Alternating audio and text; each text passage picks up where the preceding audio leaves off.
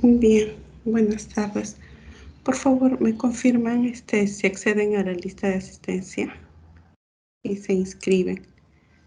Vamos a iniciar nuestra sesión del día de hoy. Empezamos hoy haciendo un pequeño repaso del capítulo que vimos la semana pasada, que trata sobre información documentada.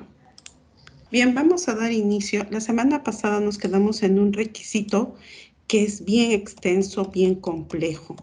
Muchos de los requisitos que estamos revisando día a día tienen la peculiaridad de que algunos son más sencillos que otros. Y hay algunos que, aunque sea un solo requisito, tiene un grado de complejidad muy interesante. El requisito que vamos a repasar ahora es uno de ellos. Se llama información documentada.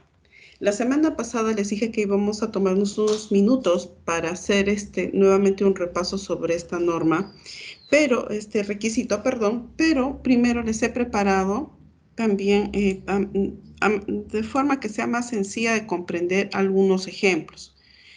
Bien, nosotros hablamos de que todo parte de los procesos y ahora vamos a entender por qué los procesos son tan importantes para determinar responsabilidades dentro de una organización. Cuando nosotros hablamos de procesos, siempre hay que quitarnos de la cabeza de que de que gestionamos por áreas, porque como ustedes ven en el gráfico, tenemos un departamento A que está limitado con unas barreras, ¿no? Con un módulo, el departamento B y el departamento C. Este es el enfoque administrativo tradicional. Entonces, cada uno está en su mundo. Y en el tema de procesos, cambia. ¿Por qué? Porque siempre los resultados del trabajo de alguien va a ser una salida, un insumo para alguien, ¿no? Para mi cliente interno o externo, o la parte interesada interna o externa. Entonces, cuando nosotros hablamos de procesos, tenemos siempre, chicos, que hacernos a un lado de nuestro trabajo, ¿no? Salirnos de donde estamos y mirar todo externamente para comprender los procesos. ¿Por qué? Porque al momento que ustedes que auditemos, se van a dar cuenta de que el primer requisito es que tienen que ver que los procesos son generalmente transversales. A veces van a ser paralelos y hay algunos intermitentes. Pero el tema de procesos siempre es la salida de mi trabajo. Para hacer un trabajo yo necesito unos insumos, unas entradas, unos recursos, con los cuales voy a hacer PHBA. Voy a planear, voy a verificar y voy a mejorar. La salida de ese trabajo va a ir siempre a alguien que lo necesita. Entonces, muchas veces eso nos va a obligar a mirar de manera diferente el trabajo que hacemos. Entonces, cuando nosotros hablamos de procesos, hablamos de que es un conjunto, ¿no? De actividades que realizamos cuando un proveedor nos da los recursos. ¿Se acuerdan las 7, 5 o 9 M's? Porque hay diferente literatura que nos dice que pueden ser todas esas M's, una mnemotecnia. Entonces, realizamos actividades, hacemos un PHBA. Y estos resultados no se convierten en unas salidas para el cliente o parte interesada. Entonces, cuando hay una queja o un reclamo, acá donde dice recursos también es entrada, perdón, y el resultado son salidas. Entonces, cuando hay una retroalimentación del cliente de la parte interesada, le dice, cuando alguien se queja, se reclama, hay que agradecerlo, sobre todo si son externos.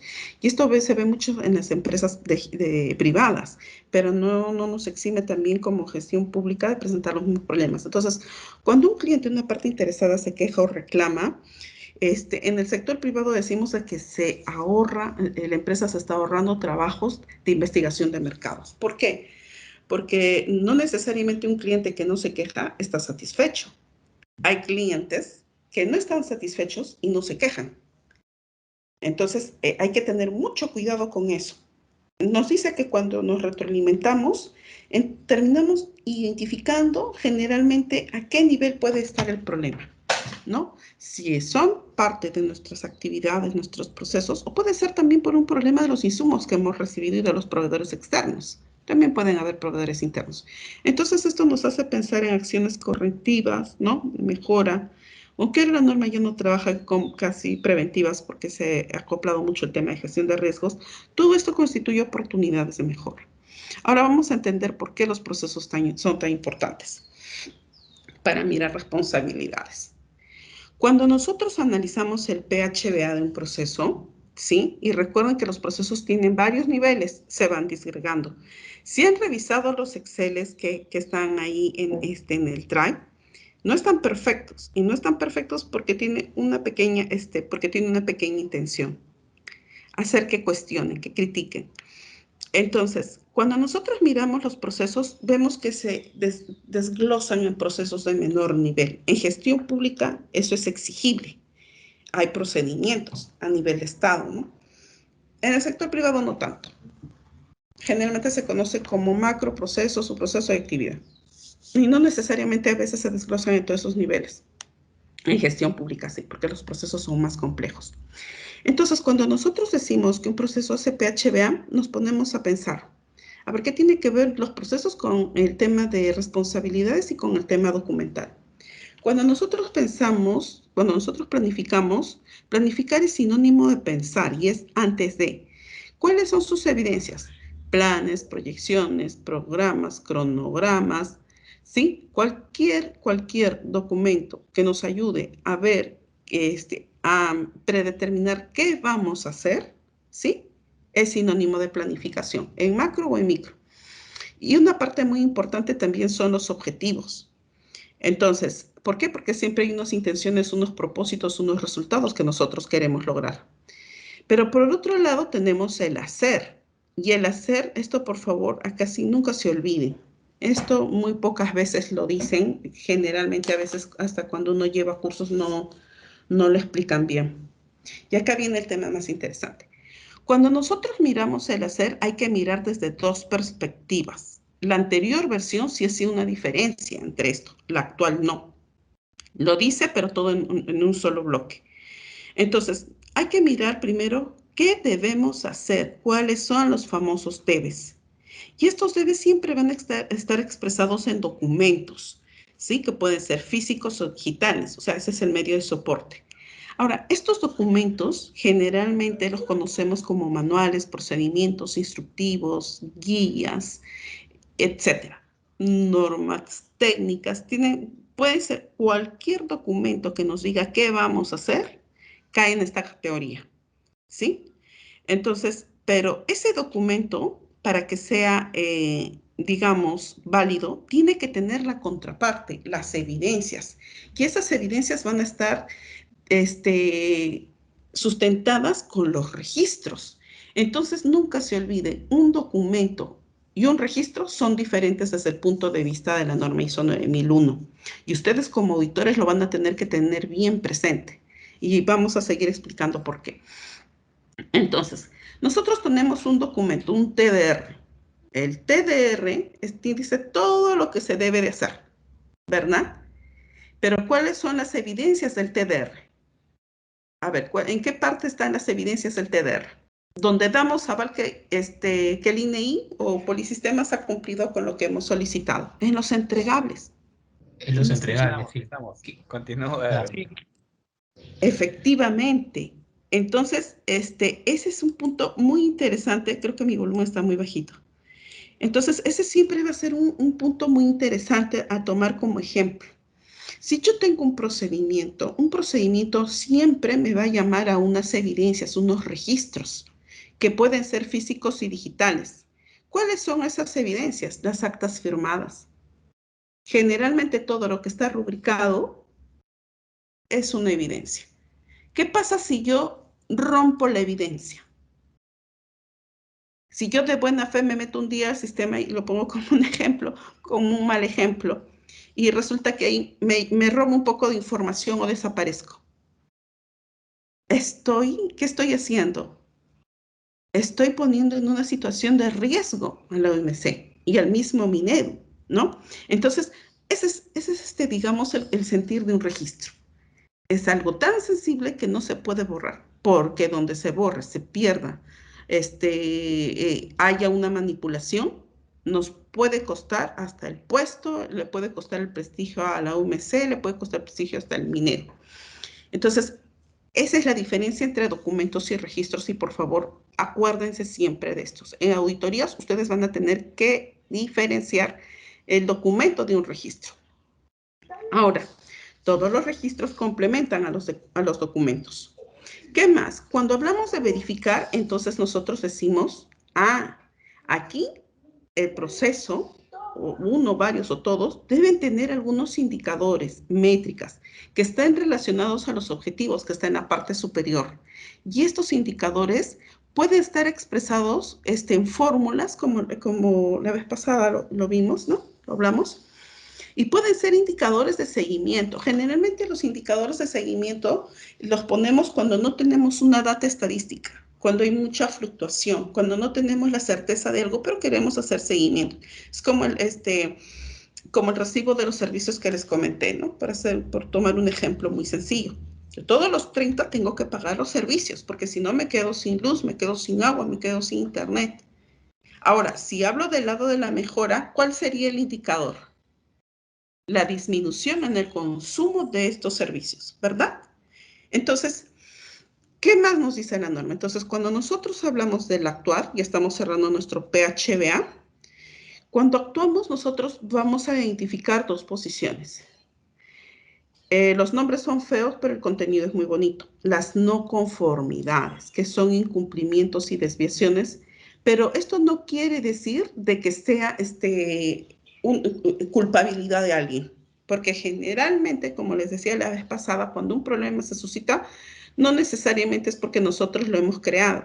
Generalmente, muchas veces sucede es porque lo hemos heredado, solamente que como no podemos distinguir eso, lo aceptamos. Y es más, a veces sabemos que viene con problemas y lo tenemos que aceptar porque no nos queda otra salida.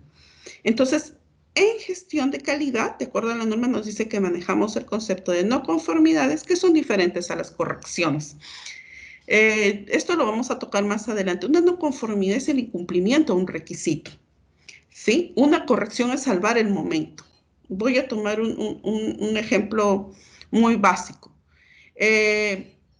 Malogro la chapa de mi puerta. Entonces, ¿cuál va a ser la corrección? Y no tengo cerrajero, no tengo nada, es 11 de la noche, qué sé yo. Entonces, pues pondré una silla, ¿no? Pondré, le pondré una tranca, le pondré algún objeto que impida el ingreso, jalaré un mueble.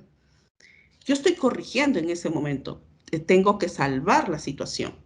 Pero una no conformidad ya abarca más. Una no conformidad se relaciona básicamente a analizar las causas. ¿Por qué la chapa se malogró? ¿La manipularon? Yo rompí la llave, se malogró porque ya, pues como todas las cosas, cumplió su ciclo de vida y se malogró y no me di cuenta. Entonces, una no conformidad siempre va a llevar a un análisis de causa, una corrección no, una corrección es salvar el momento. Entonces, cuando nosotros identificamos esto, tenemos que implementar unas acciones correctivas u oportunidades de mejora. Pero si se dan cuenta a lo largo de todo lo que hemos estado analizando, se generan documentación, se generan evidencias, ¿no? Yo puedo tener mi tablero de control de objetivos e indicadores y ese va a ser un documento, pero ¿cuáles van a ser las evidencias? Los registros, los reportes, ¿no? Que se hagan al respecto. Entonces, cuando hablamos de información documentada, y acá también me voy a permitir, vamos a hacer un pequeño análisis entre las diferencias de un procedimiento, un instructivo, un protocolo y guía. Esto lo he tomado de internet, tenía un material y no, hace bastante tiempo, pero no lo encontré. Pero he tomado esto que se ajusta bastante a la realidad. Un procedimiento explica de manera detallada, pero no tan minuciosa, de cómo se hace una actividad, ¿no? El instructivo sí describe de manera precisa, ¿no? ¿Qué se va a hacer? Se relaciona a tareas. Un procedimiento va a las actividades y el instructivo a tareas. Yo ahora también les voy a explicar esto. Un protocolo es un tipo de documento también, ¿no? Generalmente se utilizan, pues, como soporte, sustentos científicos, técnicos, médicos. Y una guía, bueno, como su nombre lo dice, ¿no? Son pautas que se dan de manera concisa, ¿no? Y muchas veces también es voluntaria. Entonces, esto lo he tomado como un ejemplo. No voy a entrar en el detalle porque no es la idea eh, hablarles y hablarles. Ahorita les voy a mostrar como un ejemplo. Por ejemplo, dentro de un sistema de gestión de calidad nosotros vamos a tener muchos tipos de documentos, pero siempre la base van a ser los registros, ¿no? Podemos tener, por ejemplo, planes estratégicos, políticos y objetivos, manuales, caracterización de procesos, procedimientos, instrucciones, ¿no? Pero todos estos son documentos, pero tienen que estar avalados por sus evidencias. Entonces, ahora les voy a explicar por qué cuando nosotros analizamos bien un proceso, podemos llegar a identificar responsabilidades y roles. Hay un material que te voy a colgar, es y también la guía ISO 10013, que nos da pautas de cómo documentar un sistema de gestión. Acá, por ejemplo, estamos tomando un procedimiento de evaluación y capacitación de personal, ¿no? He hecho un mapeo de procesos y he llegado al último nivel. ¿Cómo se hace la evaluación y capacitación del personal? Este es genérico. Entonces, para hacer un procedimiento tiene una serie de características. Primero, que tiene que tener un nombre, un propósito o un alcance. ¿Para qué nos va a servir? Muchas veces, aquí también, bueno, en gestión pública es diferente, pero a veces los procedimientos ponemos dar los lineamientos para que se pueda ejecutar el trabajo de manera. Pero en realidad ese es el propósito, dar lineamientos, o queremos conseguir un resultado. Por ejemplo, aquí, ¿no? Para evaluación y capacitación, ¿cuál es el resultado? Detectar necesidades de entrenamiento. Entonces, se sugiere que por lo general los propósitos, el propósito, el objetivo, siempre esté relacionado al resultado que quiero lograr. ¿Ya? Porque si no se hace disperso, el alcance, que abarca, que incluye, ¿sí? Ese es el alcance y el desarrollo. Hay 3 maneras de hacer procedimientos, va a estar en el material, ahorita no lo voy a explicar. Uno de ellos es por flujos, otro es textual y uno es mixto, texto con flujo. Entonces, miren, acá en el desarrollo hablamos remitir anualmente el formato de evaluación y se dan cuenta que acá estamos trabajando con un verbo, ¿verdad? Y explica qué se hace. Y se dan cuenta que acá hay un responsable gestor de personal. Nos está llamando, nos está diciendo quién lo hace. Todas las líneas azules son los requisitos que debe tener un procedimiento. Y generalmente también llamar a la evidencia. Pero se dan cuenta que en el paso 2, evaluar al personal y remitir resultados, es otro el responsable. Aquí. ¿Están viendo el flujo? ¿Me confirman? Sí. ¿Se dan cuenta que aquí hay un responsable 1, el gestor de personal? El responsable de evaluar y remitir los resultados es otro. Quien propone el programa de capacitación, bueno, es el gestor personal, que ya está identificado. ¿Y quién aprueba? Por ejemplo, acá es un director. Acá tengo un tercer responsable. ¿Y quién coordina la capacitación? O el gestor de personal. Hasta aquí yo ya estoy encontrando 3 responsables. Y acá se vuelve a relacionar y registrar en el file, ¿no? Capacitación eficaz nuevamente. Se dan cuenta que al analizar en un procedimiento, y por eso es que se recomienda mucho trabajar con flujos, ¿sí? Porque el flujo de verdad tiene una particularidad muy interesante que nos hace reflexionar. Podemos encontrar, por ejemplo, acá un paso donde hay una decisión, un interrogante. ¿Qué pasa si no se cumple? Regresamos al primer paso. ¿Qué pasa si sí se cumple? Continuamos. Entonces, nos hace reflexionar primero cuáles son esos pasos y quiénes son los responsables. Y en la medida que nosotros vayamos identificando los responsables, los vamos a cruzar, porque ahí se van a dar cuenta, ¿no? Acá, por ejemplo, haciendo una analogía en las coordinaciones, yo podría poner especialista 1, especialista 2, especialista 3, ya, ese es el cargo, ¿no? Pero en realidad, el especialista no va a ser pues el que elabore, el que revise, el que apruebe, el que hace seguimiento, ¿verdad? Entonces ahí es donde empezamos a identificar los roles. ¿En qué contexto se está haciendo esto? ¿Qué más? En la caja que dice evaluar el personal y remitir resultados, ver evaluación de desempeño. Esta, por ejemplo, es una evidencia. ¿Sí? Al ser una evidencia, ¿qué nombre tiene? ¿Qué no? Entregable, producto. Muy bien, chicos. Registro. Registro. Registro. Registro. Es una evidencia. Está en el hacer. Así es. El hacer siempre va a tener, acuérdense, es un matrimonio. Él debe y se hace. Cito, ¿qué pasa si se desaparece la evaluación de desempeño del personal? ¿Enzo? ¿Sí? ¿Qué pasa, amigos, si no presentamos la evaluación del desempeño del personal? Pucha. Ya. Ahí, no, mejor para la sanción, todo, ¿no? Ujú. Primero, que tu cabeza ya tiene hay una Claro, ficha. Segundo, que ya tú tal vez directamente no vas a dar la cara. ¿A quién van a colgar? ¿Está Alex, Alexito? es toda una línea. Ujú. Y sobre Alex ya sabemos a quién, ¿no? Entonces, imagínense, ese es el impacto de las evidencias o de los registros. También me puede llamar otro documento, a una de estas cajitas me puede llamar otro documento, a una evidencia del programa de capacitación.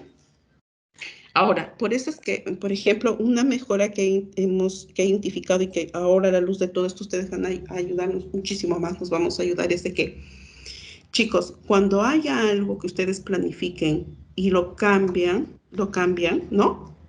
No borren, no chanquen, guarden con la fecha de 30 de septiembre, y el que actualizan le ponen la nueva fecha. ¿Por qué? Porque ahí vamos a dejar el historial, lo que llamamos la trazabilidad de lo que hicimos, ¿no? Del proceso, de la actividad. Entonces, por eso es muy importante. Ahora se dan cuenta por qué las normas internacionales exigen mucho trabajar por procesos, por qué hasta el Estado, pero a veces en gestión pública todavía nos falta bastante y no se llega a entender este concepto. Pero ahora ustedes se están dando cuenta que sí. Mire, todo empieza con un verbo, ¿no? Alguien remite, alguien hace, evalúa, alguien propone, ¿no? Por eso es que es muy importante que en el tema de procedimientos estos verbos estén presentes. Miren, acá alguien aprueba, ¿no? El jefe inmediato superior, alguien coordina. Entonces, esta es la ventaja de trabajar por procesos. Podemos identificar desde las responsabilidades macros a las micro y podemos identificar también la categoría de documento y las evidencias que vamos generando. Ahora, por ejemplo, todo es virtual. En una auditoría, entonces, antes era siempre presencial, la norma 19.011, que es la que vamos a ver ya en talleres, en breve. Ahí, chicos, sí, ahorita todavía es light, pero en los talleres de verdad que ahí se van a dar cuenta de cómo todo esto conversa. Entonces, por ejemplo, estamos en un entorno remoto, ¿no? Y ahí el grueso de las evidencias va a ser el tema pues, precisamente de cómo estamos preservando todo esto. Ahora, este es un procedimiento. ¿Qué diferencia hay con instructivo? Esto lo voy a colgar. ¿Cuál es el instructivo? Por ejemplo, un instructivo, ¿sí? Debe estar relacionado al procedimiento en alguna de estas partes. Pero un instructivo es muy específico, habla de una tarea. Por ejemplo, ¿qué pasa con las tareas? Que las tareas solamente tienen que ser realizadas por una persona, máximo dos.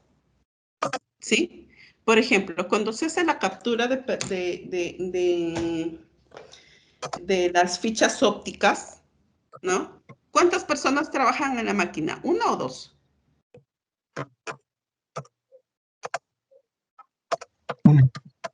Una. Entonces, generalmente las instrucciones se ven a nivel de tareas. Uno, por ejemplo, ¿no? Si existe una gran cantidad de detalles que harían un procedimiento algo difícil, entonces el procedimiento debe comprender aspectos sobresalientes y hacer referencias a instrucciones de trabajo. ¿Sí? Ahora, en este caso, un instructivo, una instrucción de trabajo es un conjunto de declaraciones sencillas, pero muy específicas. De esterilizar, por ejemplo, o sea, hacer uso de microondas. Entonces, yo quiero saber cómo vamos a usar el microondas. Yo no lo voy a poner en un procedimiento. Eso va a recaer en un instructivo. ¿Por qué? Porque es algo muy puntual y generalmente lo hace una persona. Esa es una manera de identificar un instructivo. Lo hace una persona y en contadas ocasiones pueden hacerlo hasta dos. Es un trabajo muy específico, ¿no? Por ejemplo, acá vamos a hacer uso del microondas. Se abre el microondas, se coloca la comida congelada, se cierra la puerta, se establece el tiempo y se presiona el inicio. ¿Sí? Generalmente los instructivos son textuales acompañados de gráficos. Entonces, cuando nosotros analizamos, por eso es que le decíamos estas categorías, ¿no? Estas categorías hablamos de que la diferencia de un procedimiento instructivo, un procedimiento es más general. Se han dado cuenta de que aquí participan múltiples responsables, ¿sí? Por eso es que hemos puesto 1, 2, 3. Ese es un procedimiento. Cruza. Por eso es que cuando se dice los procesos logísticos o procesos de compras, generalmente son transversales, donde nacen con el requerimiento. No nacen cuando ya se pone la orden de compra, como a veces se cree, ¿no? Entonces, esa es la diferencia, por ejemplo, entre el proceso, ¿no? A veces se trabajan por áreas, ¿no? ¿Cuándo nace el proceso logístico?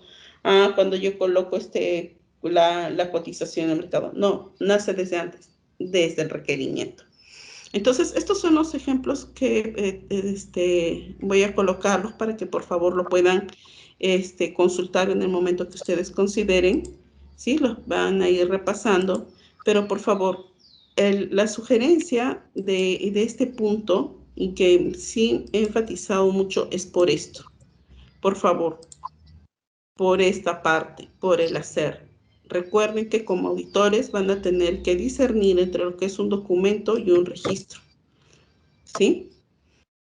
¿Qué más? Vamos a tomar entonces, a continuar con el requisito de la norma. Entonces la norma nos dice, la información documentada, en la norma información documentada está hablando de documentos y registros. Nos dice que incluye a todo lo que se considera como necesario dentro del OMC, ¿no? ¿Para qué? Para la eficacia del sistema de gestión. Y esto puede variar de acuerdo al tamaño. Ahora, creación y actualización. Al crear y actualizar la información documentada, hay que ver la identificación y descripción, el formato, la revisión. A ver, cuando hablamos de creación y actualización, ¿a qué se está refiriendo? ¿A los documentos o a los registros? Cuando hablamos de creación y actualización, ¿a qué qué está refiriendo la norma? ¿A los documentos o a los registros? ¿Documentos? Muy bien, así es. Porque registro hemos dicho que era evidencia, ¿no? Así es una evidencia. El registro no se puede modificar, porque donde lo modifiquemos, lo manipulemos, se hace inválido.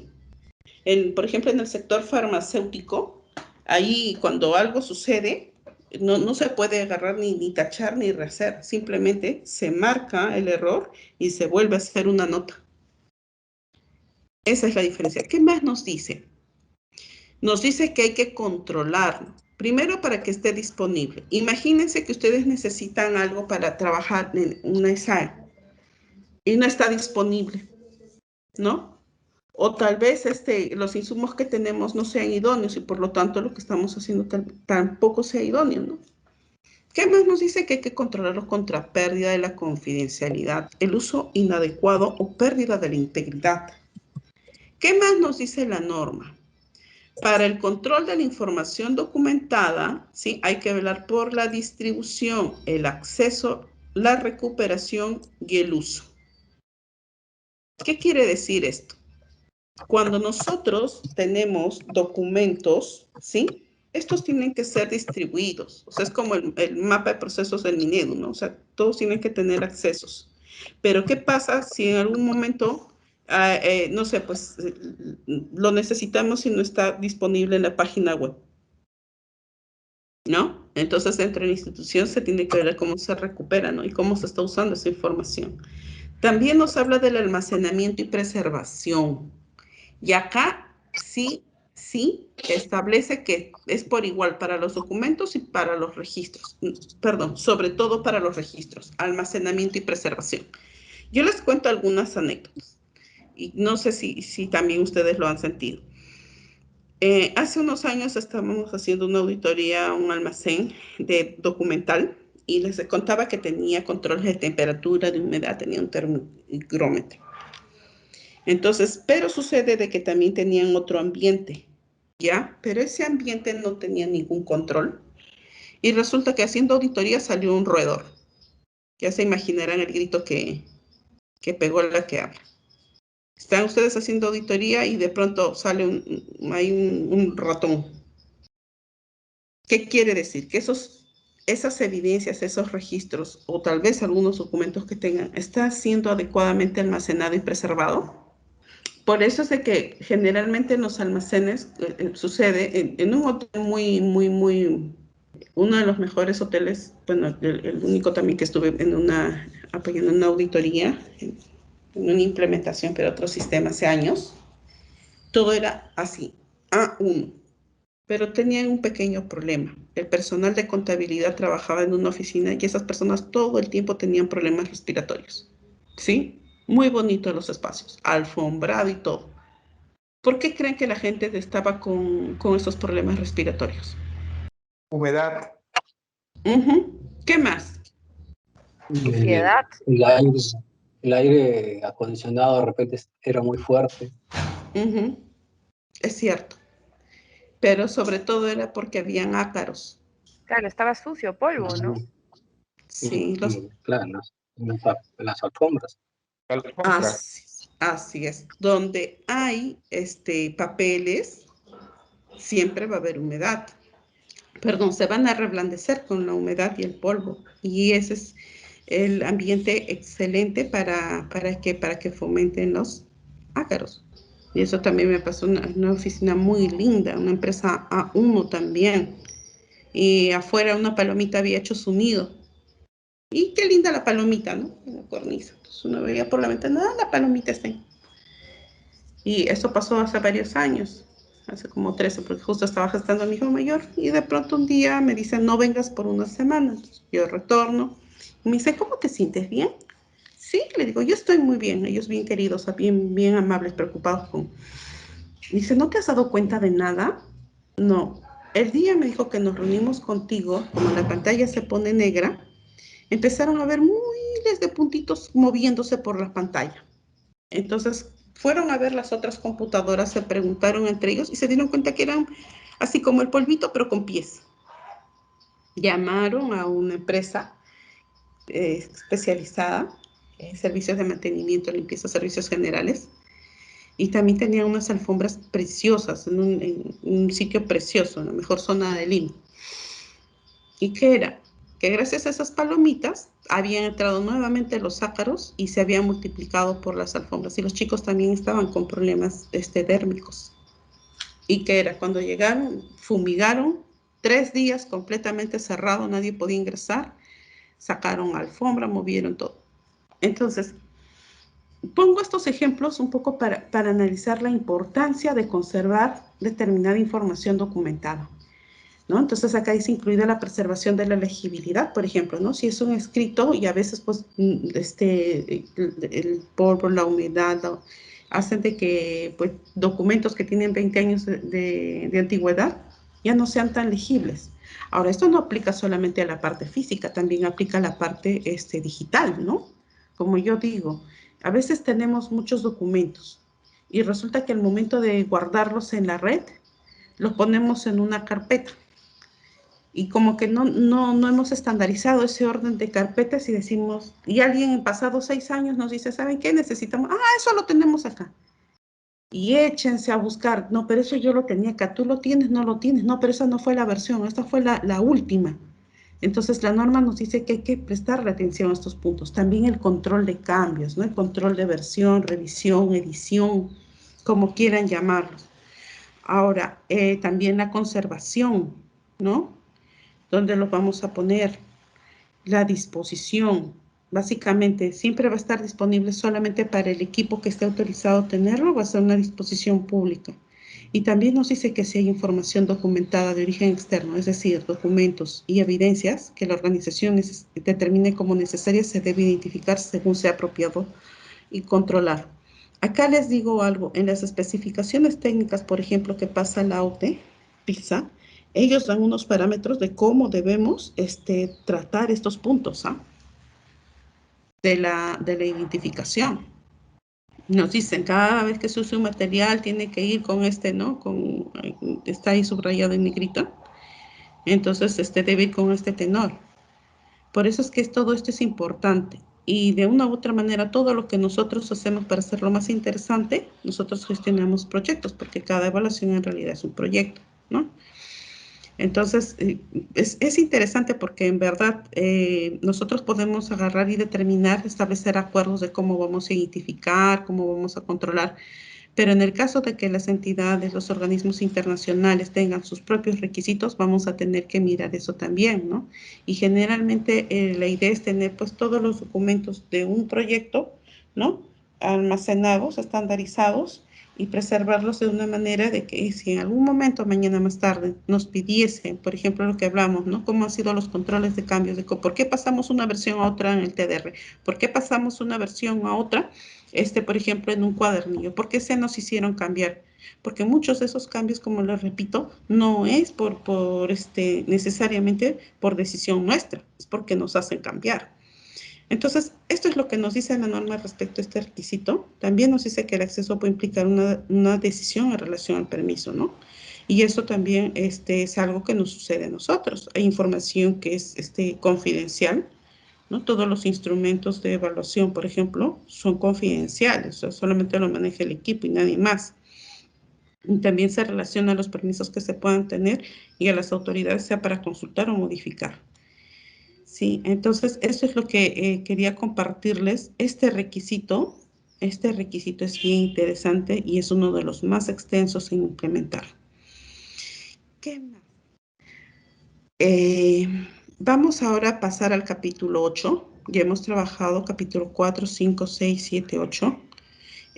No hay una evaluación todavía como la anterior, por favor, todavía me deben algunas evaluaciones. Los que están pendientes, no hay, pueden seguirlo entregando, por favor.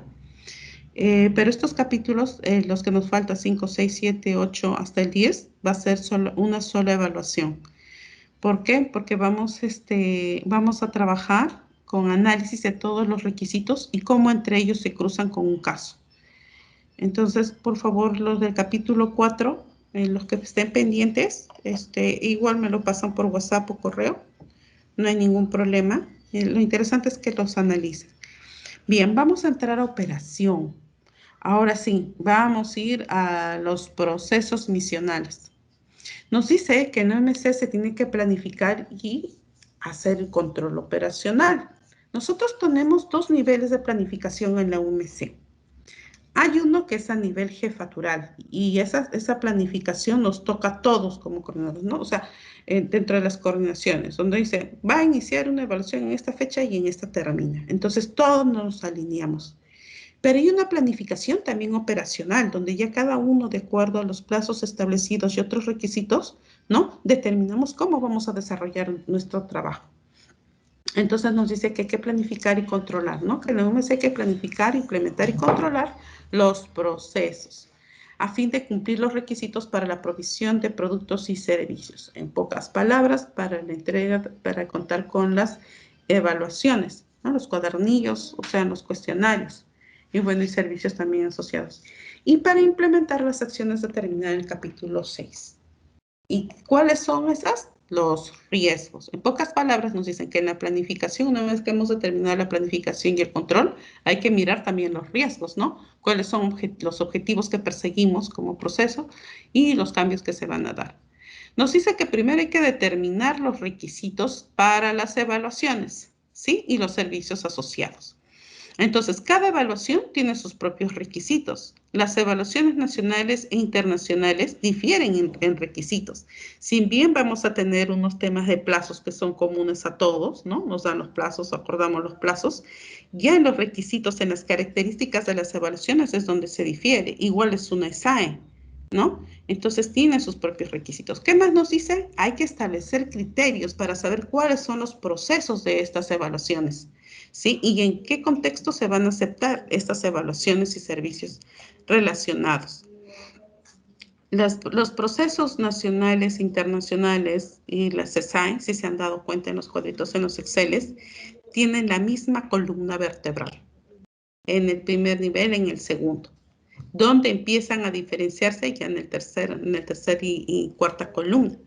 Entonces, por eso es que nos dice, ¿no? Hay que ver los procesos. Ya tenemos los macros, ya sabemos cuáles son los procesos de nivel 1 y 2 para nosotros, pero no empiezan a diferenciarse en el despliegue. ¿Qué más nos dice? Que hay que determinar los recursos. ¿Cuál es la mnemotecnia para acordarnos de los recursos? ¿Se acuerdan, chicos? ¿Se acuerdan la mnemotecnia de las 7 M's? Medios. Muy bien. Maquinarias. Mano de Excelente. obra. Perfecto. Cuando correteamos a Karen, moneda. Otra, Moneda, medio. Y hemos hablado mano de obra, mentalidad. Hemos hablado de, maquinaria, muy bien. moneda, Otro, muy bien. métodos, Excelente. ¿Cuáles son los métodos? ¿Cuál es el sinónimo de métodos? Los documentos. Porque ahí nos dicen qué se va a hacer. Y también las evidencias.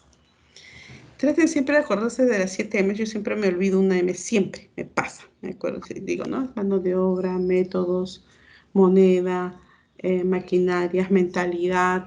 ¿Manejo puede ser también? Y el manejo, Cinti, está dentro de métodos, porque ahí te dicen cómo vamos a hacer, ¿no? O sea, cómo se van a hacer las cosas. Encaja en métodos, ¿sí?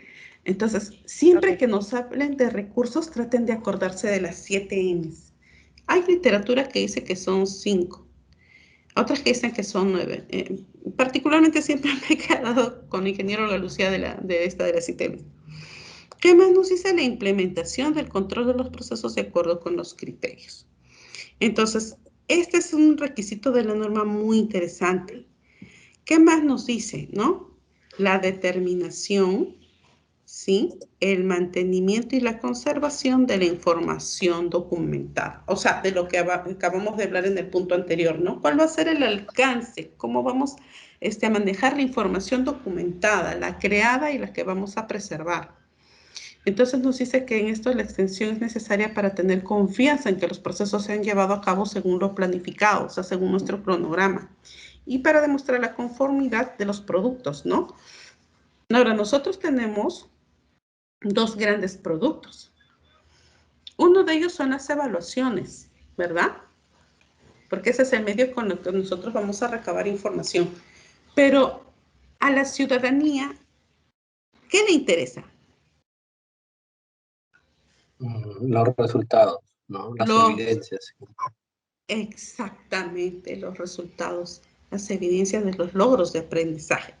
Entonces son 2 miradas, ¿no? Son 2 puntos que hacemos contacto con nuestras partes interesadas, con nuestro cliente principal o nuestros clientes, los estudiantes y los factores asociados. Pero en el uso de resultados, el abanico se hace más amplio todavía. Entonces,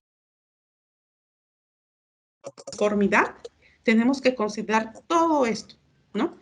Ahora nos dice que esta salida debe ser adecuada para las operaciones de la UMC. Sí, también debemos controlar los cambios planificados, ¿no? Si estamos cambiando algo, siempre hay una justificación. El tema es que a veces nosotros, sobre un archivo o algo que trabajamos, lo chancamos.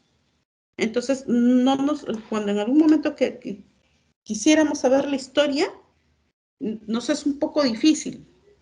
¿Por qué? Porque generalmente se queda en la cabeza.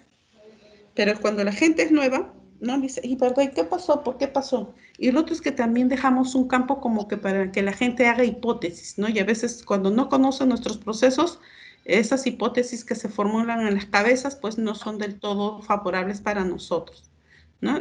Por eso es que la norma dice siempre hay que tener cuidado. Revisar las consecuencias de los cambios no previstos. ¿Ya? En este sentido sí somos muy cautelosos como UMC. No sé por qué, porque siempre tomamos acciones para mitigar cualquier efecto adverso, ¿no? ¿Qué más nos dice? Que los procesos contratados externamente deben ser controlados. Ese capítulo también, chicos, el 8.4, es bien interesante. Está en un párrafo así como información documentada, pero es bien amplio. Entonces, eso nos dice la norma. ¿Qué más nos dice la norma, no? Bueno, hablando de requisitos de los productos y servicios, requisitos de las evaluaciones, ¿no? Bueno, y también para el tema de uso de resultados. Entonces, ¿cómo es la comunicación con el cliente? Nosotros tenemos un cliente, tenemos varios clientes, ¿verdad? ¿Cuáles son nuestros clientes? ¿Quiénes conforman nuestros clientes?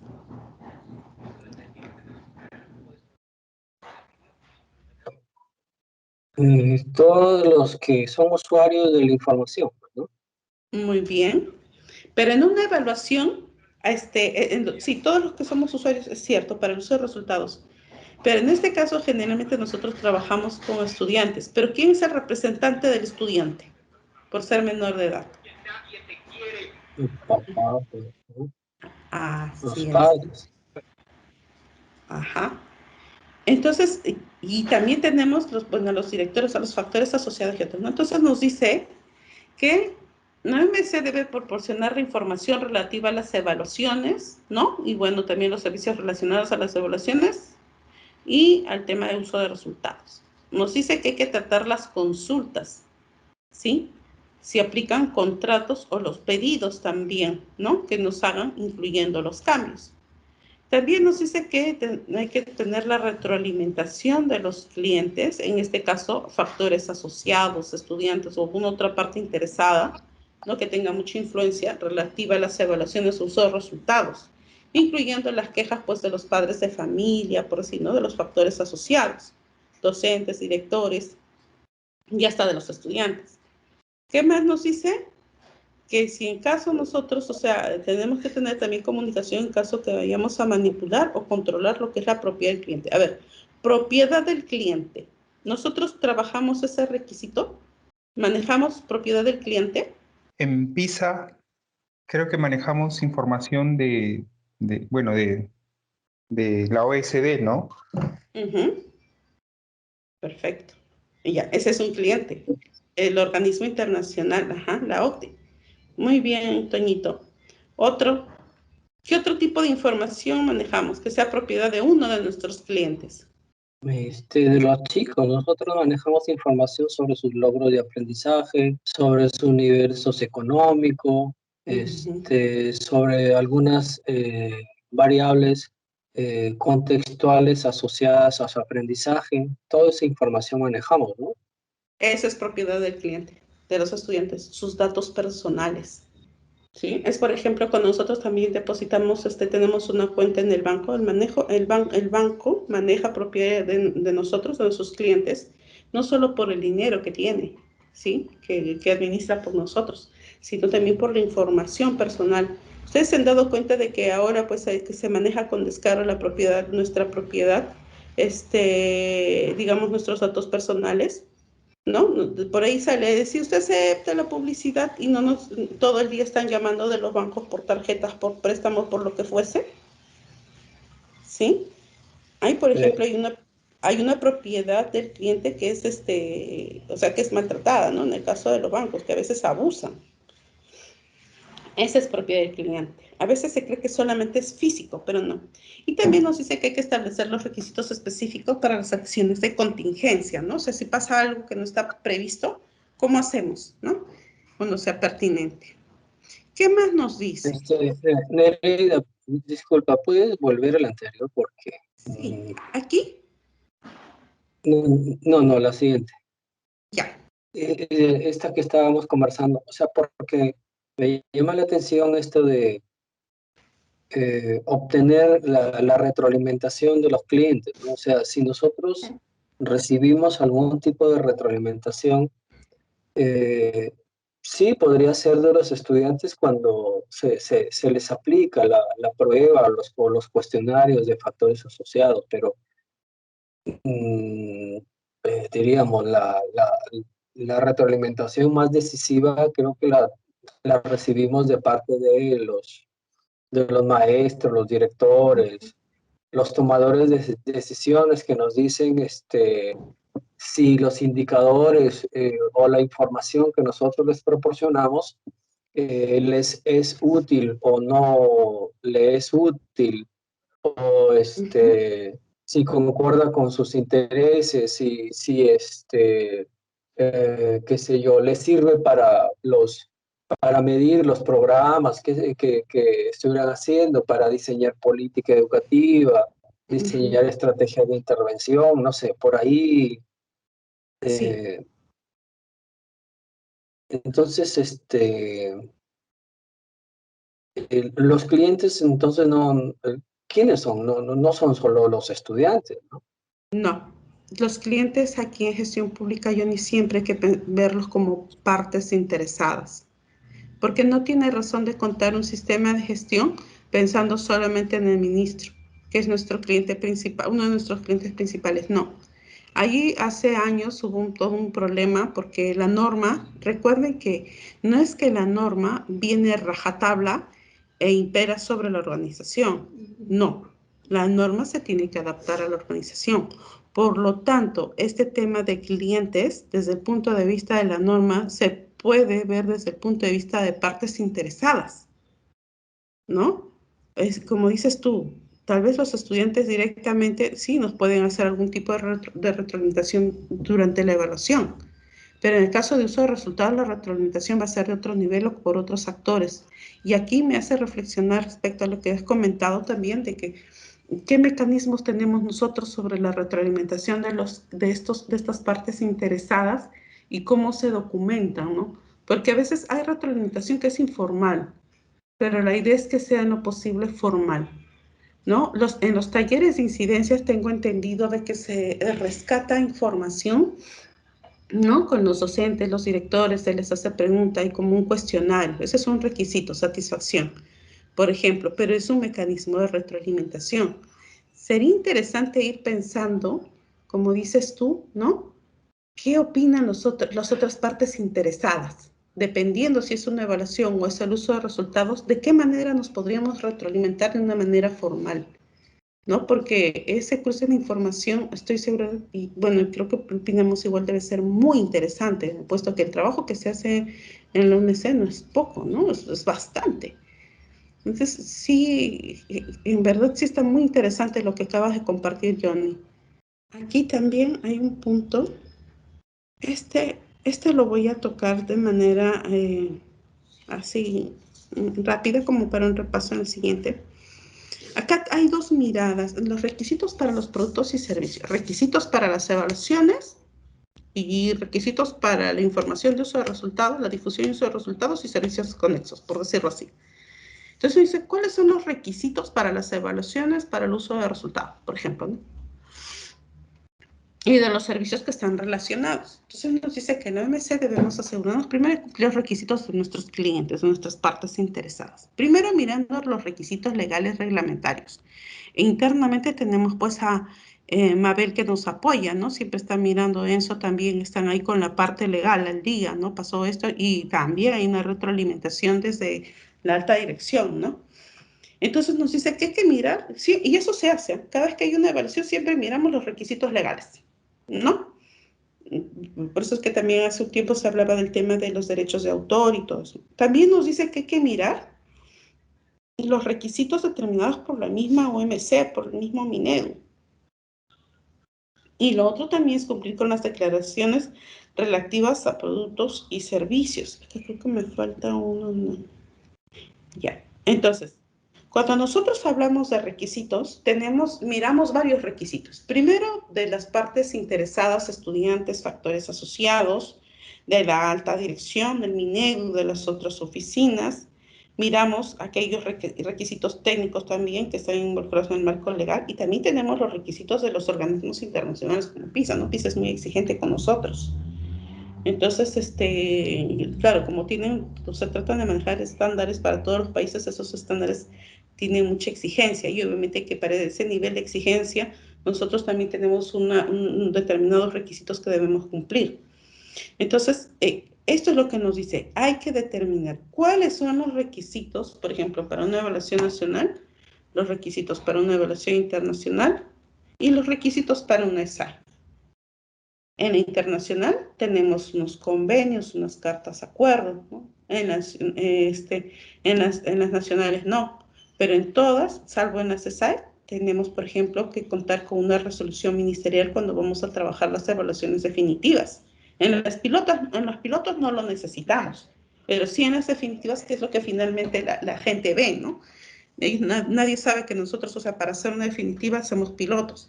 ¿Qué más? Otro tipo de requisitos, por ejemplo, ¿no? Que contamos con un operador logístico, que es el INEI. Y también ahí hay unas cartas, hay unas resoluciones que tenemos que tener aprobadas para poder implementar, porque si no, no podemos hacer.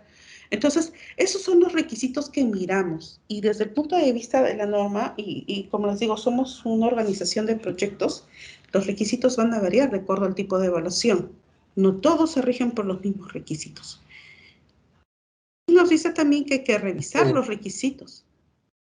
Perdón, Johnny. Nereida, Claro, ya, concuerdo contigo en lo que han mencionado, y esos son requisitos, diríamos, de carácter ya sea legal o administrativo, ¿no? Pero, o sea, ¿y dónde quedaría toda la parte técnica, ¿no? Porque, por ejemplo, nosotros necesitamos hacer ¿Ya? un diseño de la evaluación, primero, en su conjunto, ¿no? Y como equipo de evaluación, nosotros necesitamos hacer un diseño de las pruebas o de los instrumentos que se van a usar. Para nosotros es un requisito sine qua non, o sea, nosotros no podemos hacer pruebas si previamente no tenemos ese diseño. Es un diseño que define cuántas formas se van a utilizar, qué tipo de ítems se van a incluir en las formas, cuántos bloques, cuántos ítems por forma, luego la rotación que van a tener los bloques, de dónde va a salir la equiparación, los porcentajes de ítems de equiparación, si vamos a hacer un escalamiento, no lo vamos a hacer. O sea, todo eso se concentra en un documento que se llama diseño, ¿no? Diseño de construcción de las pruebas, ¿no? Y como te digo, ese es un requisito. O solo consideramos que son requisitos efectivamente la resolución ministerial que sale que autoriza la implementación de la evaluación muestral, No, censal, etcétera. no, no, Johnny. Lo que tú has mencionado también son requisitos. Ok, Sí, son a todo nivel, legal, técnico, solo que esta parte técnica está cubierta generalmente por aquellos que están determinados por la organización. Nosotros, salvo en las evaluaciones internacionales, ¿no? De alguna manera estos requisitos se consensúan a nivel interno y también de alguna manera participan otras oficinas de minero. Entonces se puede tomar como determinados por por la organización, o sea, por nosotros, ¿sí? Entra en esa categoría. Y bueno, también las declaraciones, ¿no?, relativas a productos y servicios. En este caso, las declaraciones generalmente se pueden ver relacionadas a todos los que están en los convenios o cartas de acuerdo con los organismos internacionales, ¿no? Porque ahí tenemos unos compromisos. Y ese compromiso es a todo nivel también, ¿no? Ahí, por ejemplo, nos piden roles en PISA, siempre nos piden roles. Y por eso es que digamos que si bien internamente a nivel de evaluaciones nacionales todo está bien claro, en el tema de roles de PISA, trabajamos pues de acuerdo a las nominaciones que ellos le dan, ¿no? El coordinador nacional del proyecto, ¿no? Por dar un ejemplo, pero esos son roles del personal de la OMC que se hacen para cumplir con los requisitos de PISA, ¿no? Por ejemplo, eso es una acción que se ejecuta. Asimismo, por ejemplo, en el manejo de la información, ¿no? Entonces, es más, ahí sí nos dan los parámetros hasta el tema para las adaptaciones, ¿no? No es algo pequeño el tema de requisitos, ¿ah? En la determinación y en la revisión, no, son amplios. Entonces, como se dan cuenta la norma, cada requisito que tiene la norma nos hace reflexionar bastante sobre el trabajo que realizamos, ¿no? Y es de alguna manera, ¿por qué? Porque forma parte, pues, de la cadena de valor, ¿no? Esos son puntos de control que se hacen. Yo no digo que no, pero que muchas veces a veces no está documentado. Entonces, cuando a veces no está documentado, perdemos digamos, dos oportunidades. Primero, por ejemplo, ¿no? Alguien se saca la tinca, ya, se saca la tinca. Me voy, recorro el mundo y ya, me dedico pues, a viajar. Pero quien toma la posta no va a poder de ninguna manera captar en el corto ni en el mediano plazo toda esa experiencia. Entonces, a veces los documentos nos ayudan a eso, ¿no? A dar las pautas. Y hay algo que por favor también quiero decirles. En el hacer, y esto nunca se olviden, por favor. Miren, qué interesante. En el hacer, esta parte de acá, cuando nosotros documentamos algo, perdón, aquí, siempre se dice que este hacer debe ser el mejor hacer. Los documentos deben llevar siempre el mejor hacer, ¿sí? Es decir, todos los conocimientos que se han obtenido en el tiempo ¿Por qué? Porque en algún momento estos van a ser herramientas ¿para qué? Para capacitación, para sensibilización, para demostrar también la complejidad del trabajo que hacemos, ¿no? Porque, como decía, desde que ingresé a UMC me gustaba leer a los detractores, ¿no? Sobre todo al señor Trachtenberg. Yo decía, ¿pero por qué? ¿Por qué con tanto ahínco? Claro, son intereses políticos, pero una cosa es hablar con un sustento y otra cosa es hablar pues porque piensa, ¿no? Porque cree. Pero en realidad el trabajo del OMC no es cualquier cosa. Es muy complejo y definitivamente pues no puede ser maltratado, ¿no? Entonces siempre cuando nosotros hagamos un documento, siempre hay que pensar en el mejor hacer, ¿sí? La siguiente clase, voy a ir colgando todo esto. En la siguiente clase vamos a trabajar sobre lo que ya son los otros requisitos del capítulo 8, que son interesantes y sí, también son larguitos. En esta no, pero en la siguiente vamos a llegar a diseño, que este capítulo también es bien apasionante. Es bien interesante. Y acá se va a relacionar a todas las pilotos que hacemos. Como se dan cuenta, son varios puntos. Y bueno, después ya vamos a trabajar también otros relacionados a los procesos contratados externamente. Cosa, por favor, ya saben que estoy a disposición de ustedes. Les recomiendo igual sigan consultando la información. Lo que está ahí colgado, destrócenlo, critíquenla, no me parece, no estoy de acuerdo con esto. ¿Sí? Eso nos va a ayudar mucho cuando hagamos los talleres. Hasta aquí, por favor, ¿alguna pregunta, alguna consulta adicional, alguna sugerencia? No se olviden de llenar la asistencia, por favor. Todo claro, Nereida, gracias. Gracias a ti, Cintia. Gracias, chicos, por estar dedicando un tiempo muy interesante, que sé porque el tiempo es escaso. Y gracias, de verdad, por estar aquí. No se olviden de llenar su asistencia y ya nos estamos viendo la otra semana. ¿Sí? Muchas gracias. Gracias, Alex. Gracias. Muchas gracias, Nereida. Nos Gracias. vemos. Gracias, Willis, Ana, Carlos, Olimpia, Merly, George, Cintia, Toñito, José Carlos, Johnny, gracias. Muchas gracias a todos. Buenas tardes. Encito, nos vemos. Nereida, un favor, todavía no pongo mi asistencia, no cierre, ¿ya? Ya. Ya cierra, Nereida, ya cierra.